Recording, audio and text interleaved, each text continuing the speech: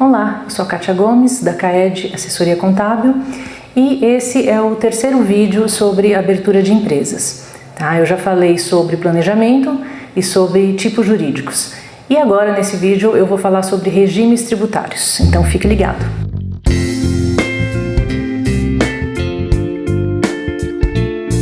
Em relação aos regimes tributários, a sua empresa ela pode optar por três tipos de regimes. É o Simples Nacional, o lucro presumido e o lucro real, tá? Então vou falar um pouquinho de cada um deles. É assim, o Simples Nacional ele é mais indicado para as empresas que têm um faturamento relativamente baixo, tá? Apesar do limite dele ser de até 4.800.000 milhões por ano, né? Não é um limite assim, não é um valor tão baixo, mas é vantajoso mesmo para as empresas que faturam aí até 180, que é a primeira faixa do Simples Nacional, ou até 360 mil, que é a segunda faixa também do Simples Nacional. Esse regime ele funciona assim. Para a formação, para você entender qual é a alíquota que você vai usar, né, que você vai aplicar sobre o seu faturamento, é necessário verificar a somatória dos 12 últimos meses, tá? Para você ter uma noção de qual será a alíquota. Então existe para cada tipo de atividade uma tabela, né? Então, por exemplo, a tabela do comércio, a alíquota inicial é de 4%. Tá? A tabela de indústria, a alíquota inicial é de 4,5%. Isso já englobando todos os impostos federais, o ICMS, o IPI e a contribuição previdenciária patronal, que é o imposto sobre a folha de pagamento. Então, para quem tem um faturamento que fica entre a primeira e a segunda faixa, é bem compensatório o Simples Nacional.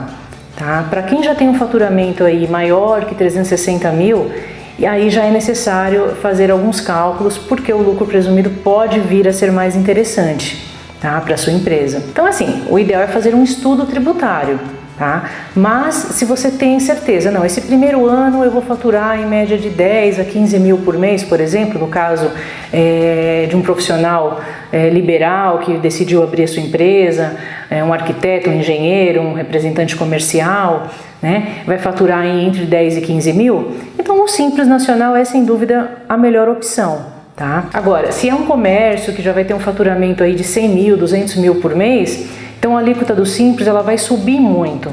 Então precisa fazer uma análise tributária, porque pode ser mais vantajoso o lucro presumido, tá? No lucro presumido, para o comércio, por exemplo, o percentual total de impostos é de 5,93%, tá? Isso somando PIS, COFINS, RPJ e contribuição social. Não está incluso neste percentual o ICMS, que é de acordo com a apuração, débito e crédito das vendas menos o crédito das compras, né? E nem o IPI. Mas, dependendo da sua margem de lucro, esse imposto que é sobre a apuração, que é o ICMS, o IPI também, no caso de indústria, né? Ele pode significar muito pouco em relação ao faturamento bruto, tá? Então, no Simples, você pode estar numa alíquota, por exemplo, de 11% ou 12% e que já vai estar superando aí o limite que você pagaria estando no lucro presumido, tá? Então é muito importante efetuar esse estudo, né, esse cálculo, para que você não tenha prejuízo, tá? Um prejuízo que pode aí pegar boa parte do seu lucro, tá? Então assim, tem ainda o regime do lucro real, né?